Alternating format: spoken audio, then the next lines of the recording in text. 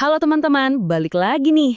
Pernah nggak sih kalian dengar istilah dakwah, khutbah, sama tablik, terus mikir, bentar, ini bedanya apa ya?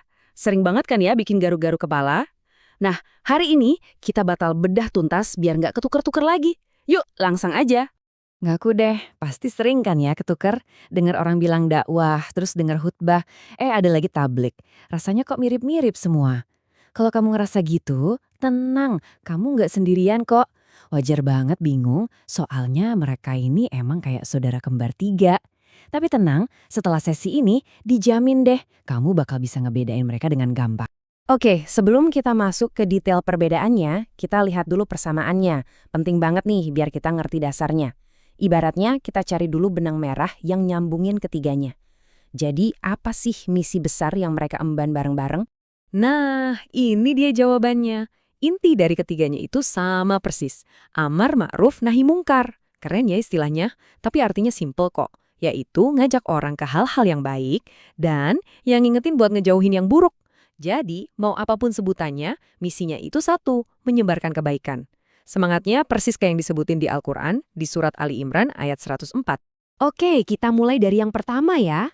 Anggap aja ini kakak tertuanya yang cakupannya paling luas. Dakwah. Bisa dibilang, ini fondasi dari semuanya. Kalau kita bedah dari katanya, dakwah itu artinya simple banget. Ajakan. Udah, itu aja. Jadi, setiap usaha, mau sekecil apapun yang tujuannya ngajak orang lain jadi lebih baik atau kenal sama kebaikan, itu udah bisa disebut dakwah. Gampang kan? Nah, ini nih yang bikin dakwah itu keren banget. Lihat deh, sifatnya itu super fleksibel. Jadi buang jauh-jauh pikiran ya. Kalau dakwah itu cuma ceramah di masjid ya. Kamu bantu teman yang lagi butuh, itu dakwah. Kamu nge-share konten positif di medsos, itu juga dakwah. Bahkan sekedar jadi pendengar yang baik buat sahabatmu, itu udah dakwah loh. Nggak ada batasan media. Dan ini tugas kita semua, bukan cuma tugas ustadz. Dan ini, wow, ini contoh pamungkasnya. Kutipan ini datang dari siapa? Abu Sufyan, yang pada saat itu posisinya masih jadi lawan. Bayangin, bahkan orang yang berseberangan pun mengakui betapa luar biasanya akhlak Rasulullah. Ini bukti paling kuat kalau dakwah terbaik itu kadang bukan dari omongan, tapi dari sikap, dari akhlak kita yang bikin orang lain kagum dan terinspirasi. Keren banget kan? Oke, kalau tadi kita ngomongin dakwah yang bebas dan fleksibel, sekarang kita putar 180 derajat. Kita masuk ke dunia khutbah yang, nah, ini beda banget. Di sini ada aturan mainnya dan gak bisa sembarangan. Kata kuncinya di sini adalah terikat. Khutbah itu kayak satu paket yang gak bisa dipisahin dari ibadah tertentu. Kamu gak bisa tiba-tiba, aku mau khutbah hari Selasa siang. Gak bisa. Dia itu bagian dari ritual, misalnya sholat Jumat, sholat Idul Fitri, atau Idul Adha. Udah ada jadwal dan pasangannya. Nah, lihat deh aturan mainnya. Ini udah kayak SOP loh. Beda banget sama dakwah kan? Ada rukun dan syaratnya yang kalau satu aja kelewat, wah bisa-bisa khutbahnya jadi nggak sah. Waktunya udah pasti, tempatnya juga. Orangnya disebut khotib dan isinya pun harus ada wasiat takwa. Bener-bener terstruktur. Bahkan nih, yang naik mimbar pun nggak bisa sembarangan. Ada kualifikasinya. Ini nunjukin kalau khutbah itu bener-bener ibadah yang formal. Syaratnya mulai dari yang dasar, kayak harus muslim dan udah dewasa, sampai yang teknis, kayak harus dalam keadaan suci, paham ilmunya, dan bicaranya juga harus jelas. Semuanya ada aturannya. Sip, kita udah bahas yang super luas, yaitu dakwah, terus yang super terstruktur, yaitu khutbah. Nah, sekarang kita bahas yang di tengah-tengahnya nih. Kenalin, tabligh. Anggap aja ini adalah soal seni menyampaikan pesannya. Jadi, kalau dakwah itu ajakannya, dan khutbah itu ritualnya, tabligh itu fokusnya ke cara menyampaikannya.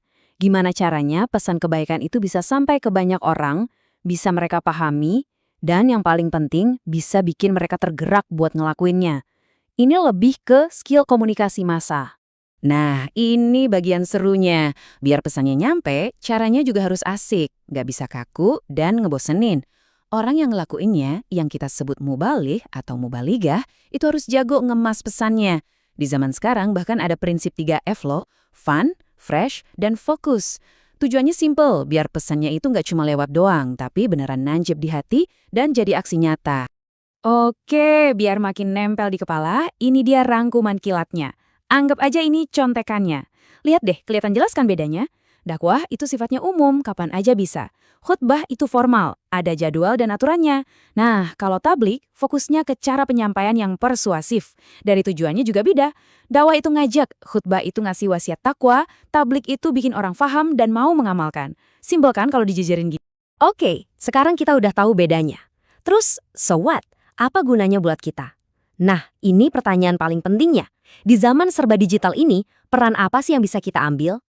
Apapun istilah yang kita pakai, ada satu prinsip dasar yang nggak boleh lupa.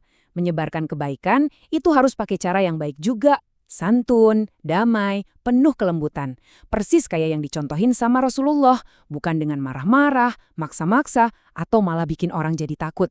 That's not the way. Nah, ini dia bagian buat kita semua. Di era digital, jari kita ini punya kekuatan loh. Setiap like, komen, share, itu adalah bentuk dakwah kita.